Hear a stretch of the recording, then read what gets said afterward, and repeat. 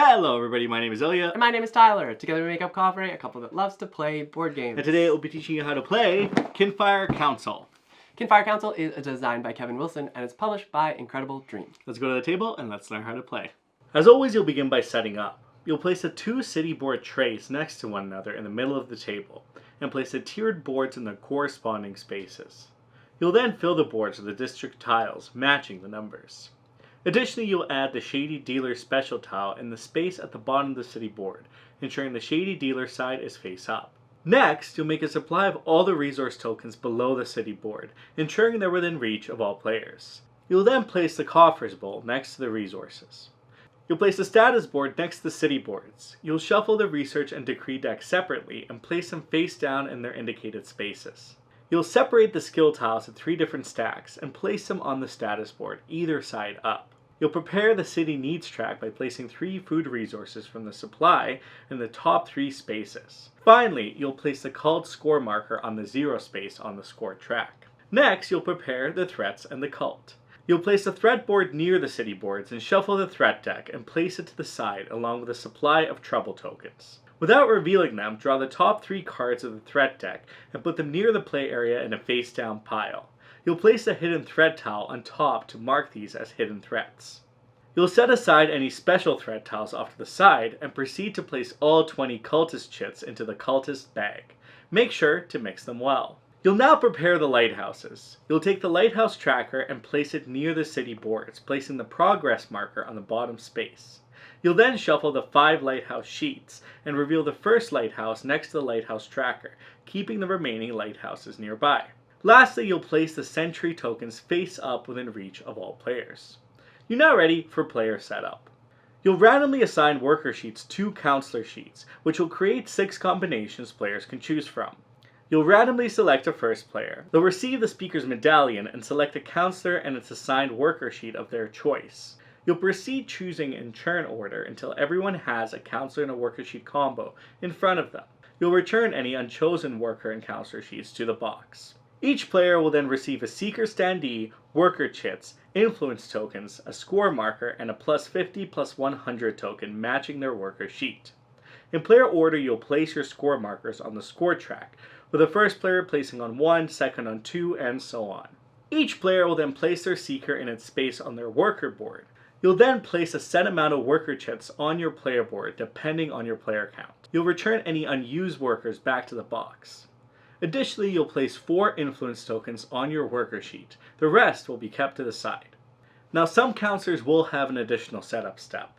Vath, for example, begins the game with 8 influence and a random sentry token. If playing with Elias, when setting up, you'll train all of your workers in your seeker's skill.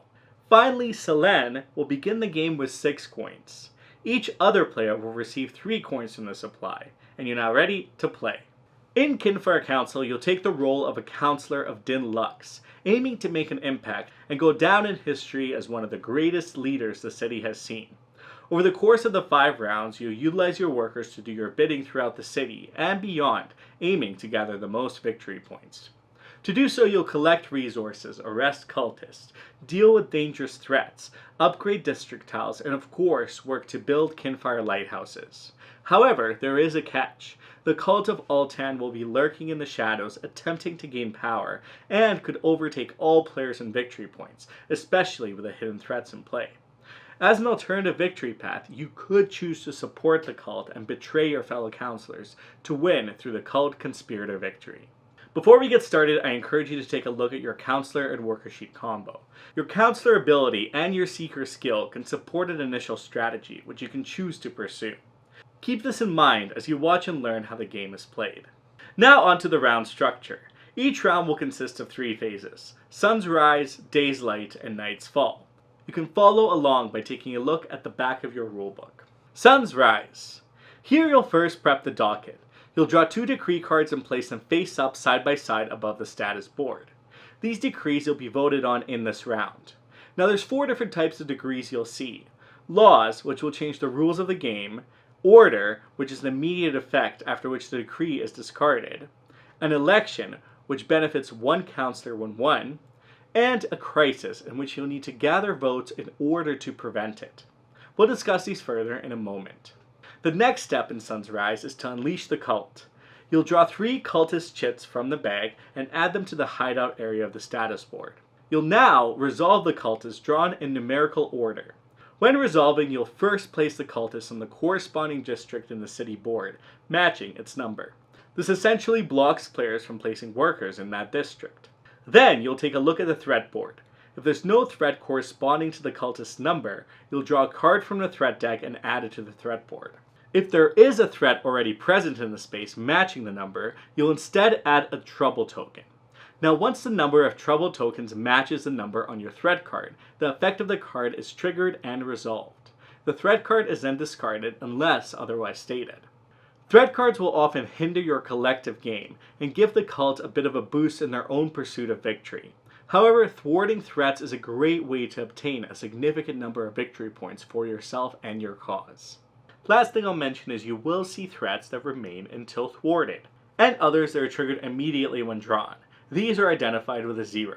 Now if you draw a cult leader, all 3 slots on the threat board will be affected, left to right, meaning that any slot without a card will receive one, and each slot with a card will receive a trouble token. After resolving the cult leader, you'll discard it to one of the 2 cult leader spaces on the status board. If both are occupied, the cult bag immediately resets.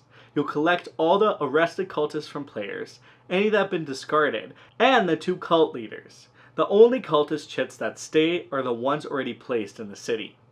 And that's Sun's Rise.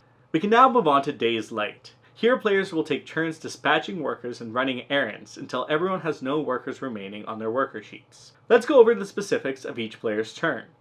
On your turn, you'll do the following in order. You must place a worker, and then you may run 1 errand.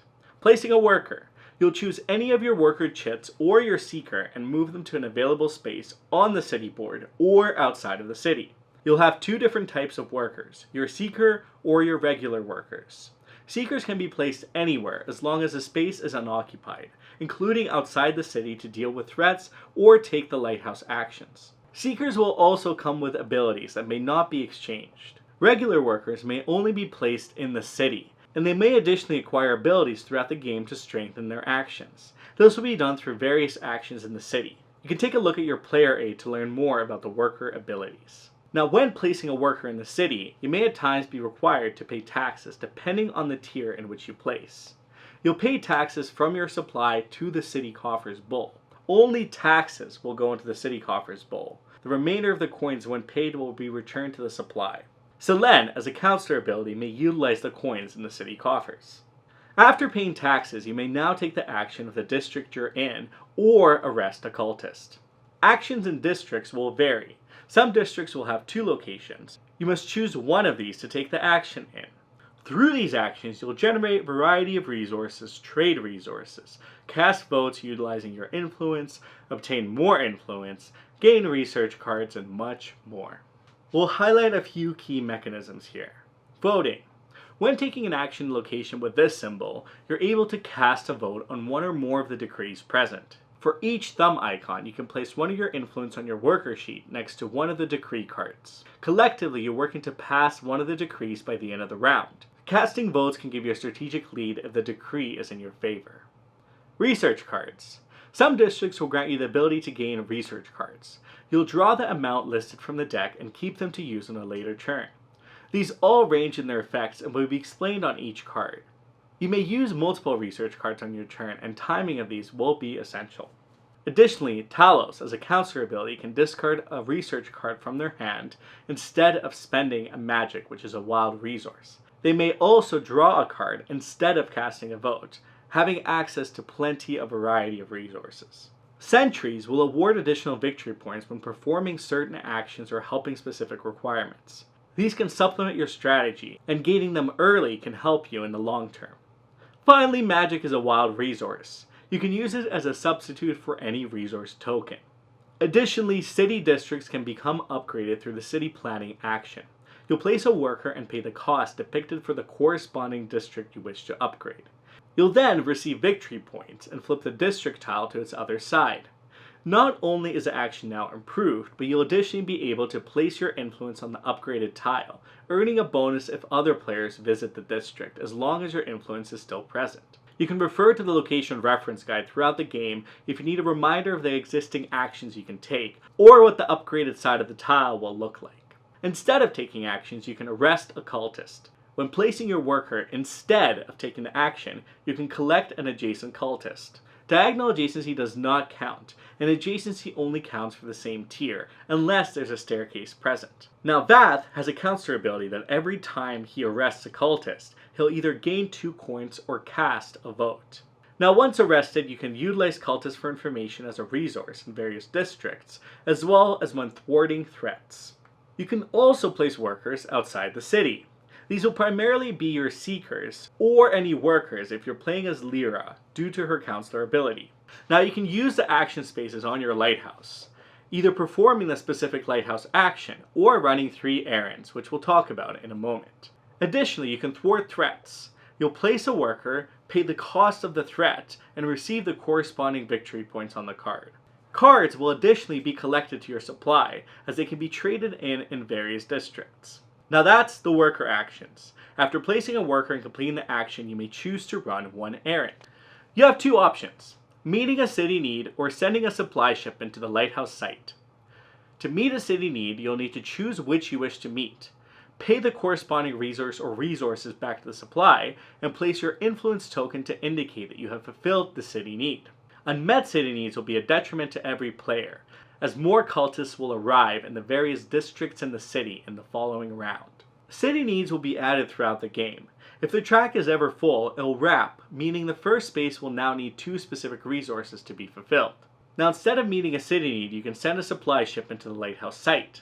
You'll choose to build either 1, 2, or 3 floors. You'll return the corresponding resources to supply, and place one of your influence markers next to the amount of floors you've built that round. Then you'll adjust the progress marker up by the number of floors you've built. As you can see, the taller the lighthouse you build, the more points each of the floors you've built will be worth, and the less points the cult will score. If the top is reached, you can still build floors, but the progress marker will simply stay in the top space. Now that's the errands. Let's take a look at a couple of counselors who have errand counselor abilities. For example, Sigra, as an errand, can use the city planning space, essentially meaning you can upgrade districts without having to use workers in the city planning space. As Lyra, as an errand, you can make one of the following trades. And finally, Elias will have an extra errand to run, and as an errand, he can train one of his workers in a skill of his choice. You'll also be able to obtain additional errands throughout the game. Simply look for this symbol. You'll keep taking turns until everyone has placed all of their workers. You'll now move on to the third phase, Night's Fall. You'll first resolve the city needs. For every met city need, the corresponding player will score 2 points. For each unmet city need, a cultist will be drawn and placed in the cultist hideout. If this is the end of the last round, these cultists will be resolved immediately. Otherwise, they'll be resolved when the cult is unleashed in the following round. Each counselor will take back their influence token after resolving city needs. You'll then resolve the docket. The decree with the most influence will pass. If there is a tie, the player who's holding the speaker's medallion will break the tie, even if they're not part of the vote. In the case of an election, the player with the most votes, the lead sponsor, and the decree will become the card's holder. If there is a tie, it's broken the same way, but the player with the speaker's medallion. Then, all the players will take back their influence tokens from the decrees. Next, you'll resolve the cult. You'll see if any cultist chits remain on the board. If they do, you'll resolve them a second time on the threat board. Then the cultist will be discarded. You'll then resolve any damage on the lighthouse. For every trouble token, you'll adjust the progress marker down a space. Once resolved, the cult will now score victory points adjacent to the space of the progress marker. Now, if damage is dealt to the lighthouse and the progress marker is already at the lowest space, you'll receive a grievous damage, meaning you'll add 1 additional threat card face down to the hidden threats. Regardless of how much damage is dealt below the bottom of the track, you'll only ever add 1 card per round. Next, you'll build the lighthouse. The number to the left of the lighthouse progress marker will be the points earned for each floor each player has contributed. Once all points have been awarded, you'll discard the lighthouse sheet and draw the new one for the next round. You'll then collect all the workers, place them back into your worker sheet, pass the first player token, and remove any coins from the city coffers back to the supply. You're now ready for the next round. You'll keep playing building a lighthouse per round until the end of the 5th round. Again, at the end of this round, when drawing cultists for any unmet city needs, they'll be resolved immediately. After the end of the round, you're now ready for final scoring. First, you'll check for any laws that granted victory points and resolve those. Then, you'll reveal the hidden threats. For each hidden threat, you'll add the victory point value on the bottom right of the card to the Cult of Altan score. At this point, the Councilor with the most points wins. However, if the cult has the most victory points, the player who's the current Cult Conspirator wins instead. If the cult has the most points and no player is a Cult Conspirator, the cult wins the game and all players will lose. Now you may be curious, how do you become the Cult Conspirator? Well, it's simple. Anytime you gain cult influence, you'll place one of your unused influence tokens, if possible, into the cult influence section on the status board. The Cult Conspirator is always the player with the most cult influence here. If tied, the tied player who most recently contributed a cult influence is the Cult Conspirator. Meaning, you may not want to jump in here too early, as other players will catch on to what you're doing. Additionally, once pursuing the cult route, you may help the cult gain points by going to spaces with this icon.